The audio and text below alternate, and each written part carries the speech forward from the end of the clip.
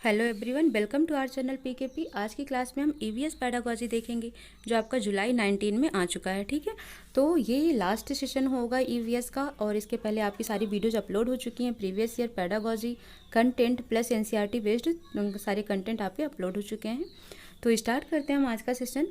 पर्यावरण अध्ययन में संकल्पनाओं और मुद्दों को विज्ञान और सामाजिक विज्ञान विषय के रूप में नहीं रखा गया है। क्यों? इस आयु वर्ग के बच्चे अपने परिवेश को समग्र रूप में देखते हैं। सही है। यह शिक्षण अधिगम की एक अच्छी युक्ति है। यह पाठ्यक्रम के भार को कम करती है। सीबीएसई के द्वारा पर्यावरण अध्ययन के पाठ्यक्रम को इसी प्रकार से निर्धारित किया गया है। ठीक है, तो यहाँ पर पूछा गया है कि पर्यावरण अध्ययन में संकल्पना और मुद्दों को विज्ञान और सामाजिक विज्ञान के रूप में नहीं रखा गया है, क्योंकि जो इस आयु वर्ग के बच्चे होते हैं ना, वो अपने परिवेश को ही समग्र रूप में देखते हैं। तो उनको जब इन्वायरमेंट से सिखाना है तो इसलिए हम क्या करते हैं, इसमें नहीं रखते हैं। ठीक है, तो ऑप्शन नंबर 1 इसका क्या होगा, राइट आंसर हो जाएगा। नेक्स्ट क्वेश्चन देखते हैं। पर्यावरण अध्ययन के पाठ्यक्रम में उप विषयों के स्थान पर थीम को प्रस्तावित किया गया है। क्यों? ठीक है, बच्चों के परिवेशीय बोध में वृद्धि करने के लिए, बच्चों को स्थानीय परिवेश के मुद्दों से जुड़े हुए और अंतः संबंधित समझ के विकास के लिए। तो ये सही है। उप विषयों की तुलना में थीम आधारित पर्यावरण अध्ययन का संपादन आसान है। गलत। पर्यावरण अध्ययन में पाठों को कम करने के लिए नहीं। ठीक है, तो करेक्ट ऑप्शन आपका क्या हो जाएगा, ऑप्शन नंबर 2। यहाँ पर बोला गया है कि पर्यावरण अध्ययन के पाठ्यक्रम में उपविषयों के स्थान पर थीम को प्रस्तावित किया गया है, क्योंकि जो बच्चों के स्थानीय परिवेश के मुद्दे से जुड़े हुए और अंतर संबंधित समझ के विकास के लिए बहुत जरूरी होता है। ऑप्शन नंबर 2 राइट आंसर हो जाएगा। नेक्स्ट क्वेश्चन देखते हैं। निम्नलिखित में से कौन सा वर्तमान पर्यावरण अध्ययन पाठ्यक्रम के 6 मुख्य थीमों में से एक नहीं है? तो आवास है, हम चीज़ें कैसे बनाते हैं, भोजन है, बट काम और खेल नहीं है। वर्क एंड प्ले इसका क्या होगा, राइट ऑप्शन होगा कि ये हमारा जो थीम है ईवीएस का उसमें नहीं है।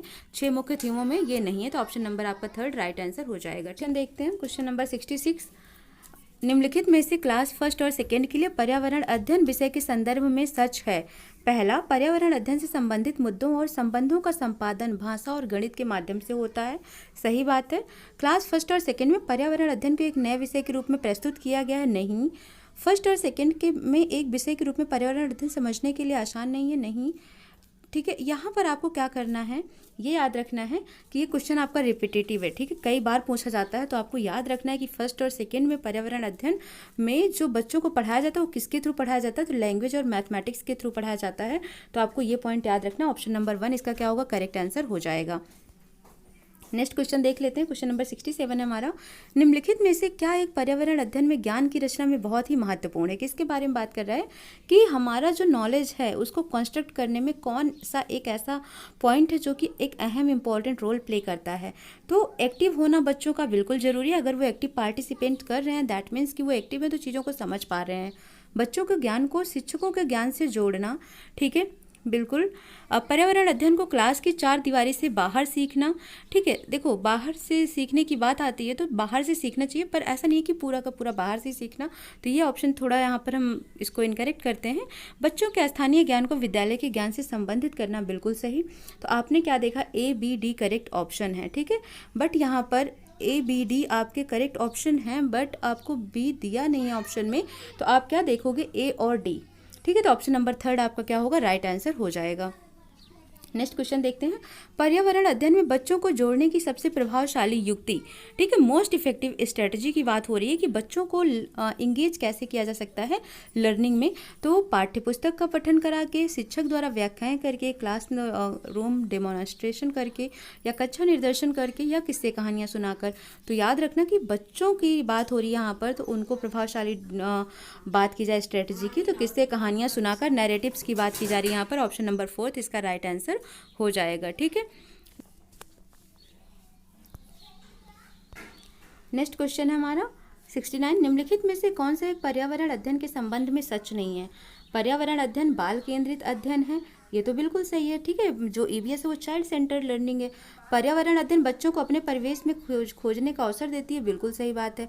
पर्यावरण अध्ययन की प्रकृति एकीकृत है, बिल्कुल सही। पर्यावरण अध्ययन वर्णनों और परिभाषाओं पर बल देती है, तो ये ऑप्शन क्या है, इनकरेक्ट है। तो करेक्ट ऑप्शन क्या हो जाएगा इस क्वेश्चन के लिए, आपका ऑप्शन नंबर 3 राइट आंसर हो जाएगा।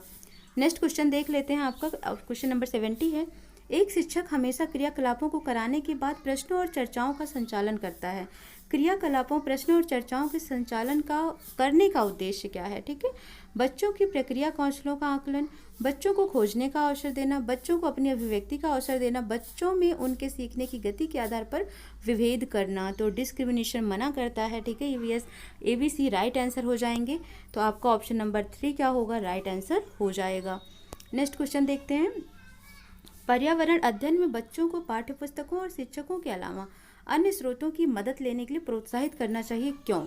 ठीक है, पर्यावरण अध्ययन सीखने के लिए पाठ्यपुस्तक और शिक्षा की स्रोत नहीं है, बिल्कुल सही बात है। यह पर्यावरण अध्ययन सीखने के लिए समुदाय और माता पिता की उपस्थिति का विकास करेगा। यह शिक्षक की बच्चों को की पृष्ठभूमि को जानने का अवसर देगा, सही है। ठीक है, और यह बच्चों के सौंदर्यगत और मनोक्रियात्मक कौशल का विकास करेगा। ठीक है, तो अगर इन सब में सबसे राइट आंसर देखा जाए तो आपका C और D राइट आंसर होगा। तो ऑप्शन नंबर 3 क्या होगा? इसका करेक्ट आंसर हो जाएगा।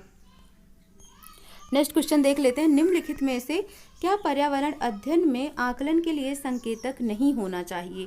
ठीक है, कोऑपरेशन तो होना चाहिए, क्वेश्चनिंग भी होना चाहिए, concern for justice and equality, न्याय और समानता के प्रति सरोकार भी होना चाहिए। क्या नहीं होना चाहिए?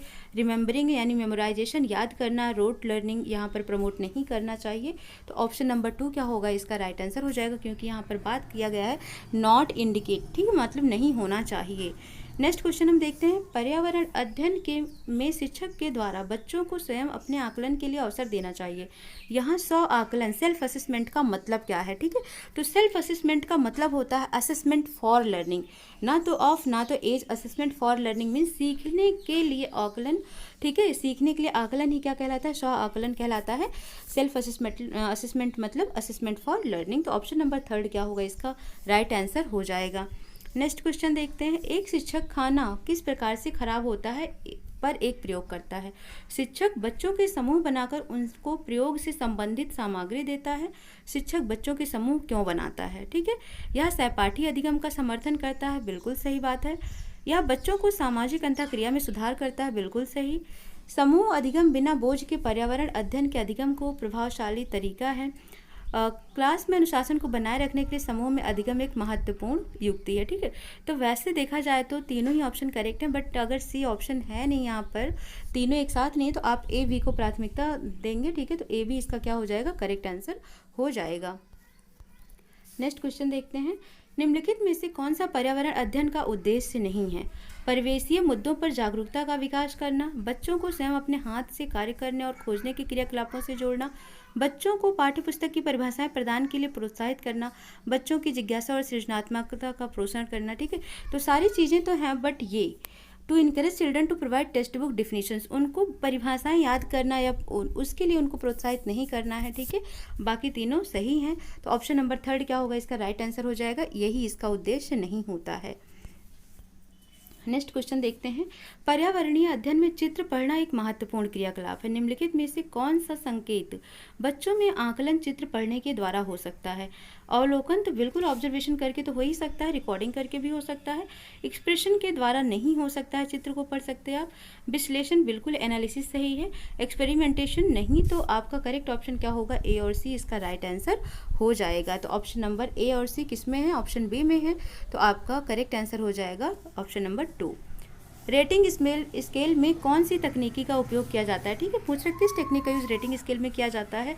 ऑब्जर्वेशन, चेकलिस्ट, असाइनमेंट या रिटन क्वेश्चन? तो जांच सूची यानी चेकलिस्ट का प्रयोग किया जाता है रेटिंग स्केल में। तो ऑप्शन नंबर 2 इसका राइट आंसर हो जाएगा।